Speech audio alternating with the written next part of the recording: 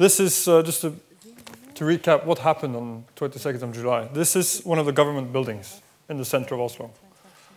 And as you can see, the devastation was massive. The physical damage was huge. This building is right next to the Prime Minister's office, which also was hit very badly. One young man born in Norway by Norwegian parents, 32 years old, lived in Oslo his whole life, drove a car with a fertilizer bomb, parked it outside the Prime Minister's office, and a few minutes later this was the result. Then this was only half the story. This was the other half of the story.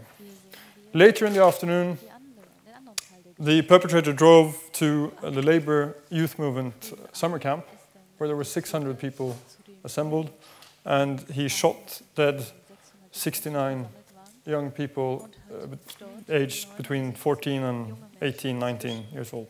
This was 22nd of July. The election campaign was due to start in mid-August. And the reaction that followed was very important to how the campaign turned out to be. Because this was the reaction. 250,000 people spontaneously coming onto the streets of Oslo, carrying roses. Roses are, of course, the symbol of the Labour Party in Norway. Our response to this act of evil must be more democracy and a more open society. At that point, we didn't know if this was Al-Qaeda or some sort of response to our actions in Libya, or one of our own, which it turned out to be. But how did this influence the campaign?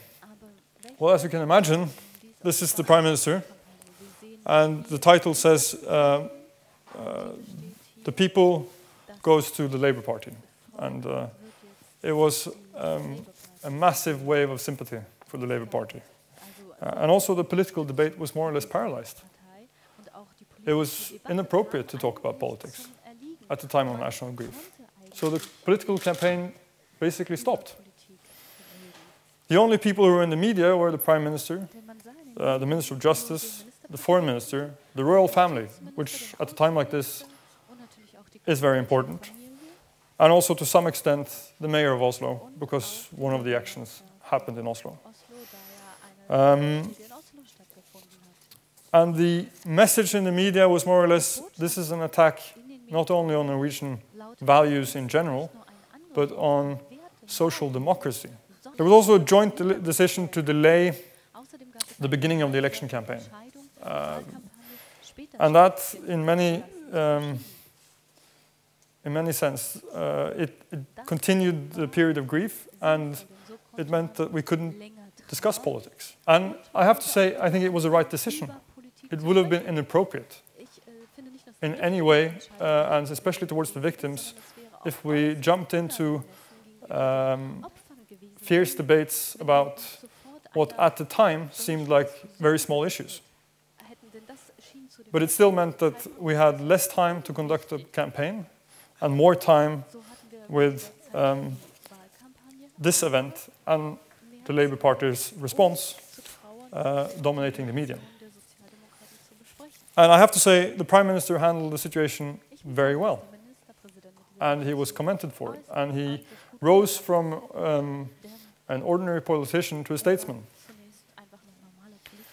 So that made also the campaign more difficult afterwards.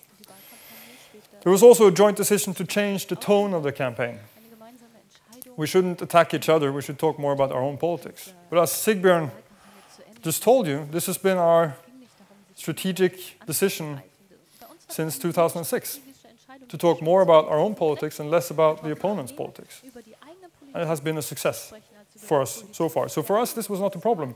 For a lot of the other parties, it was a problem. They had to change their flyers and their boards and their tactics for the campaign. And of course, this situation made it more difficult to attack the Labour Party politically. You have to remember that the person who committed these acts of evil, he did it because, well, his reason as he stated, was that it was an attack on the party who had introduced multiculturalism to Norway, which meant that immigration was off the table.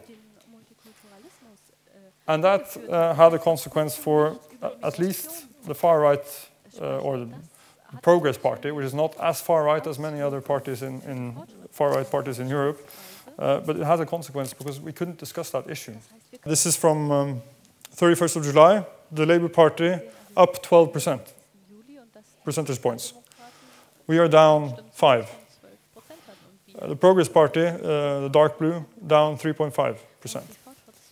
All the parties felt it was in their interest that the local campaign was local, because the Prime Minister was hugely popular, so you needed to separate national politics from local politics. And for us, that was a good thing, because traditionally we always do better in local elections than we do in national elections. And we also have good candidates, and we already run most of the cities in Norway anyway. So for us that was a good thing, but all the parties had an interest in doing that. What we saw though was that a lot of the small parties, they lost out in this picture. The voters were finding the bigger parties, the established parties, rather than the small parties, which was the challenge. The school debates, we have school elections, which means that all high schools have an election which doesn't count for anything, but it's a good indication of the final election result. The debates that precede the elections was cancelled. And that meant that the Labour and the Conservative Party gained hugely from that. Because, of course, the small parties given an equal opportunity in a school debate to present their views will gain from that. The fact that they didn't get that opportunity meant that the established parties got the votes. And this also is a trend that usually influences the election result in the end. Of course, the strategy of making local elections even more local was something the opposition was doing. The government put posters of the Prime Minister all around Oslo, even though he was not a candidate in the local elections in Oslo. And I would do that as well if I was them, because he was their strongest card.